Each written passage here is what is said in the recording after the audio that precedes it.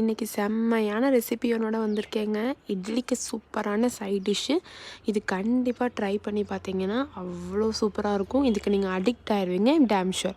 Try பண்ணலாமா? அது எப்படி செய்கிறதுன்னு ஃபஸ்ட்டு பார்க்கலாம். அதுக்கு எண்ணெய் ஊற்றி பட்டை மட்டும் போட்டு பெரிய வெங்காயத்தை ஒரு சின்ன வெங்காயமாக எடுத்து ஸ்லைஸாக கட் பண்ணி உள்ளே போட்டுக்கோங்க. வீடியோ கொஞ்சம் ஸ்லோவாக தான் போகுது, அதனால் நீங்கள் நல்லா ரெசிபீஸ்லாம் கரெக்டாக பார்த்துக்கோங்க. அதே மாதிரி பண்ணுங்கள், சூப்பராக வரும். இது கூட நான் இஞ்சி பூண்டு பேஸ்ட் ஆட் பண்ணியிருக்கேன். அது ஒரு டேபிள் ஸ்பூன். காலையில் 8 மணிக்கு தான்ப்பா நான் எந்திரிச்சேன். என் பிள்ளை 9 மணிக்கு ஸ்கூல் அனுப்பணும், என்ன செய்யணுன்னே தெரிலன்னு அப்படியே யோசிச்சுட்டு இருக்கீங்களா? பொறுமையாக 8:15 வரைக்கும் ரிலாக்ஸாக யோசிக்கும் போது உங்களுக்கு இது கண்டிப்பாக தோணும். ஒரு மாவு பேக்கெட்டை வாங்கிட்டு வந்து இட்லியை ஊற்றிட்டு டக்குன்னு இந்த சைடு இது வணக்கி விட்டு காய்கறி வெட்டி போட்டு குருமா வச்சுட்டு போயிட்டே இருக்கலாம். அவ்வளோ டேஸ்ட்டாக இருக்குங்க. தக்காளி ஒரு தக்காளி சின்னதாக ஆட் பண்ணிக்கிறேன். அது வணங்காத மாதிரி இருக்கணும். அதாவது தக்காளி மசியக்கூடாது, கொஞ்சம் முழுசாகவே இருக்கணும். ஓகேவா? இப்போ வெஜ்ஜீஸ் போட்டுடலாமா?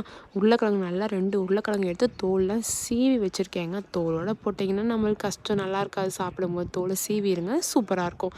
ஸோ இருக்க காய் எல்லாத்தையும் உள்ளே போட்டுடலாம். இப்போ இந்த மாதிரி தக்காளி இந்த கன்சிஸ்டன்சியில் இருக்கும்போது நம்ம காயெல்லாம் உள்ளே போடுறோம், தேவையான அளவு உப்பு போடுறோம், நல்லா வணக்கிட்டு காரத்துக்கு என்னடா பண்ணுறது, இங்கே வாங்க பார்க்கலாம். ஒரு மிக்ஸி ஜார் எடுத்துக்கோங்க, அதில் தேங்காய் ஆட் பண்ணிக்கோங்க, கூடவே பச்சை மிளகாய் ஆட் பண்ணிக்கோங்க, சோம்பு ஆட் பண்ணிக்கோங்க. இதுதான் உங்கள் காரத்துக்கு ஏற்ற மாதிரி. நம்ம ஏழைங்களோட முந்திரி பொட்டுக்கடலை தாங்க, அந்த பொட்டுக்கடலை ஆட் பண்ணிக்கோங்க. முந்திரி பருப்பு இருந்தால் முந்திரி ஆட் பண்ணிக்கோங்க, கசகசா இருந்தால் கொஞ்சம் கசகசாவும் ஆட் பண்ணிக்கோங்க. எனக்கு அந்த கசகசா ஸ்மெல்லு பிடிக்காதுங்கிறதுனால நான் அதை ஆட் பண்ணல.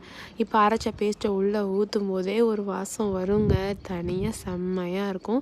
மீதியை அப்படியே தண்ணி ஊற்றும், இப்படி மிக்ஸி ஜாரில் ஊற்றி குளிக்க அந்த தண்ணியை ஊற்றுங்க, எதுவுமே வேஸ்ட் ஆகாதுல்ல. எப்படி இந்த இதை செம்மையாக இருக்கா? இதை ஊற்றி நல்லா கிண்டிட்டு அவ்வளோதாங்க. தேவையான அளவு தண்ணியை ஊற்றிட்டு குக்கரை போட்டு விசில் விட்டுருங்க.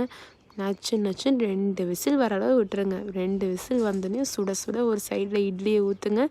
நல்லா பஞ்சு மாதிரி இட்லிக்கு லைட்டாக காரமாக சூப்பர் டேஸ்ட்டாக இந்த ஒயிட் குருமா ரெடி ஆயிடுச்சு.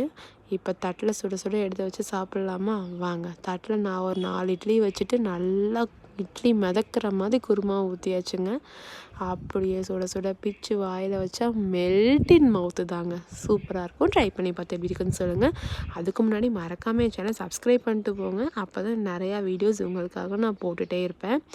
இந்த சேனல் பிடிச்சிருந்தால் லைக் பண்ணுங்கள், கமெண்ட் பண்ணுங்கள், கண்டிப்பாக ஷேர் பண்ணுங்கள். மறக்காமல் ட்ரை பண்ணி பாருங்கள்.